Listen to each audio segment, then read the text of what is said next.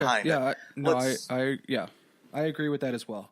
So I was gonna talk a little bit about motive here. So one of the other kind of, aside from the some of the physics and direction of the shots, or which way he could have been shot from. Obviously, there's still debate. That's part of the conspiracy, part of the theories. There's also a pretty low level of motive available or attributed to Lee Harvey Oswald. No one is really clear why exactly he would kill President Kennedy. So there are some kind of larger thoughts around this as well. Potentially like Fidel Castro. Again, we talked about the Bay of Pigs. So Cuba is theorized by some to have been involved in the murder. I mean, Fidel Castro denied this, but Cubans are one major conspiracy theory as far as motive and reason. Oil tycoons. Kennedy was trying to implement tax reform. That would have been major implications for this industry. The CIA, we mentioned this before. So the CIA is one that potentially had a hand in this assassination. The theory there is that the best motive for murder is self-defense. So we talked about Kennedy's dislike for the CIA. He fired some of their top guys, put a lot of their operatives under the State Department. So there was some thought that maybe he was going to be attempting to dismantle the CIA. So it's a threat of survival. The mafia, talked about Buddy Jack Ruby. The upstanding business owner. Yes. Kennedy was spearheading investigations into organized crime. So that was another kind of group that didn't particularly care for him. And then the military industrial complex. So again, Kennedy was kind of against military involvement in a lot of ways, particularly in Vietnam. So he was working kind of privately on pulling troops out of Vietnam by 1965. So war is a pretty profitable thing for a lot of industries. So that this was one that gets a lot of traction as well as potential motive for why someone would want to assassinate JFK. I think kind of how you started with history as far as motive goes. I think a good way is to kind of start from the official and work backwards. As you pointed out, the Oswald, his motives have never been clear. They've always been very, very weak as far as why he would do it. Right. Now, how familiar are you with his movements, if you were, in the years before the assassination? I wouldn't say I'm intimately familiar, but why are you laughing, Chase? I am. Let's talk. I mean, this is a strange episode because I don't actually have any weird theories, and I am if we will, I am a team Oswald. I think you're team government. You used to work for the government. You've been brainwashed. It doesn't. No, I've taken the facts. I've done the proper analysis, and I am not in any conspiracy theory court. Hold on, I think if you have taken the facts and you have made an objective rationalization, you would not have talked about the things you've talked about in the last 6 episodes. Well, I think that's you can agree to disagree, but in this case, let's talk about Lee Harvey Oswald, because I do not believe that there is any other inner workings or conspiracies outside of this besides Lee Harvey Oswald did this. So, well, I mean, he was he is a Marine from 56 to 59, 3 years, I believe. He served in the Marine Corps, I believe, as I always pronounce the B for some ungodly reason. Was honorably discharged and promptly defected to the Soviet Union. Moved there for 2-ish years. Was married. Came back in, I think, about a year before the assassination with his wife. Spent as you touched on, did go to the Soviet embassy in Mexico. There are purportedly recordings that the CIA had of him in that meeting in Mexico that they promptly destroyed during or just before or after the Warren Commission.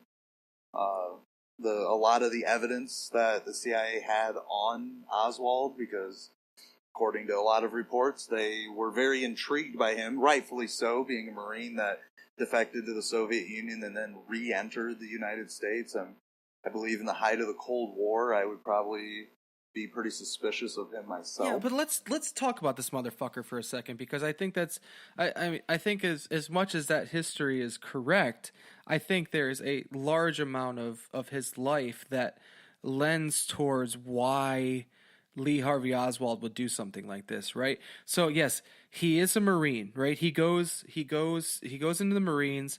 And everybody, well, not everybody, but the people that doubt his marksmanship ability say, well, he's not a good shot, right? So he wasn't. How the fuck do we know he's not a good shot? Because he got tested. He had to, go through those skills tests or whatever. And I know understood. that if I'm placing my troops in a certain position, I'm going to put the best shots behind the radar. Come on. No, listen. That's you guys are going to get me fucking fired up. So Lee Harvey Oswald he goes into the Marines. He's this scrawny little 5'8" guy, and obviously we know the Marines. They are not scrawny people. Are you saying short people can't shoot? No, I'm saying, listen. I let me tell hope my goddamn buddy story. Ryan is listening to this. So he goes into the Marines, and he gets tested just like every other Marine does. His size, it doesn't matter. So let's just disregard that. Size doesn't matter, Chase. It's a very important mantra. I know you believe it very, very deep in your heart. He goes in the Marines, and he tests the same way that anybody else does. So as far as marksmanship goes, he was poor. This motherfucker. No, he was not poor. He tested above average of the middle ranking. In the 1950s marksmanship. Marines, there was three main rankings for ability to shoot. Yep. Marksman, which was his ranking, was the third, the lowest, the bottom ranking. So, and what was the next one? Sharpshooter was number 2. Expert was number 1. So, the first time that he tests, or at least at one point in his military career, he tests a tad bit above sharpshooter. No, tad bit above marksman, barely sharpshooter. That is a wrong fact. Look it up. You can look up wherever you want to, but that is a wrong fact. At some point in his military career, before he moves down to marksman, he gets the rank of sharpshooter, just a little bit above sharpshooter, I will admit. However, he is an above average shooter based off of the stats. At some point before he leaves the military, he gets the designation of marksman. At some point he degrades. Degrades? He downgrades, degrades, whatever. He degrades his ability to shoot. But at some point, he did have the ability of an average to above average shooter in the Marines. Disagree with you, but you don't have to. There's nothing to disagree about. That's a statistic. Well, no. He's not. Well, it is a statistic, and you're not wrong. This is like no shit. But hey, whoa! All right, we did get him fired up. I like this. All right, so. So he did. He qualified as a sharpshooter, not slightly above sharpshooter, but slightly above the threshold to be a sharpshooter. Yep, just barely. But that was early. That was early in his military career. Listen, if you have to hit 5 targets to be a sharpshooter, and you hit 6 targets, you have tested above being a sharpshooter. So let's just you're in the range of a sharp. But if you have to hit 5 targets to be a sharpshooter, but you have to hit 8 targets to be an expert, and you hit 6 targets, what are you? You're a low end of sharpshooter. You're not the lowest end. It doesn't matter. You still qualify as a goddamn sharpshooter. You're right. But that's early in his career. If I get a B on a test, and a B ranks from 80 to 89%. I don't give 2 fucks if I get an 80%. I got That's a B minus. He was a sharpshooter minus at best. But here's the thing: is if you got an 80 and I got an 89, I still got 9% more correct than you.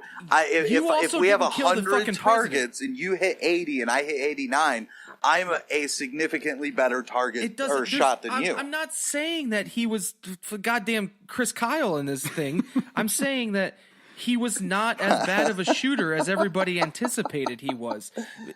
When he left the military, yes, he left as a marksman, but at some point in his military career, The guy could shoot. So ranking aside, one thing that's I think important to note on his either amazing or not amazing ability to shoot is that from the 6th floor, the shot that he did allegedly make to kill President Kennedy has never been able to be recreated. So he is, I guess the best shot of all time by those standards. No, you don't have to be the best shot of all time to happen to kill the president, right?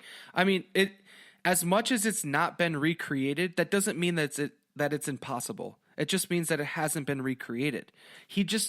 Am I saying that he meticulously planned this and that he knew that he was going to hit the president? No, I'm saying that he was not as bad as a shooter as people anticipated, and he may have gotten lucky in his shots.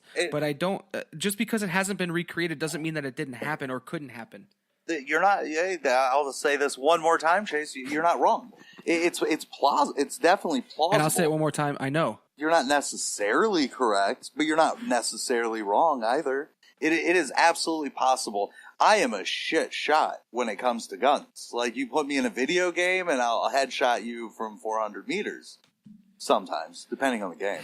But you give me a real gun and I'm going to have trouble hitting that soda can on the other side of the room. Yeah, I could still get lucky. Like, that is absolutely one of my bad shots could accidentally do what I actually wanted it to do. And the difference is that you're not military trained at all. So regardless of how bad you are, your worst is still not even close to the worst of any single military person. You're right. Because you still get military training. Yeah. So as much as you may get lucky, this scrawny little Marine that wanted, to shoot the president can get lucky as well. And he has a better chance of getting lucky than me. But the probability of that happening is very significantly low. It's a moving target.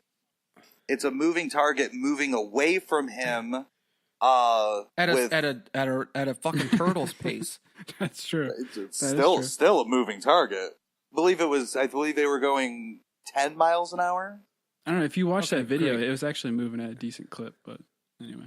Yeah, but so let's take a step back. Is anybody say, like, are any of us of the theory that Lee Harvey Oswald didn't shoot from the Texas Book Repository or whatever the hell it is? Yes. I am of the Lee Harvey Oswald was in that window. Yeah. He was there with a gun. He was there firing bullets. So one thing that's to that question, he was tested.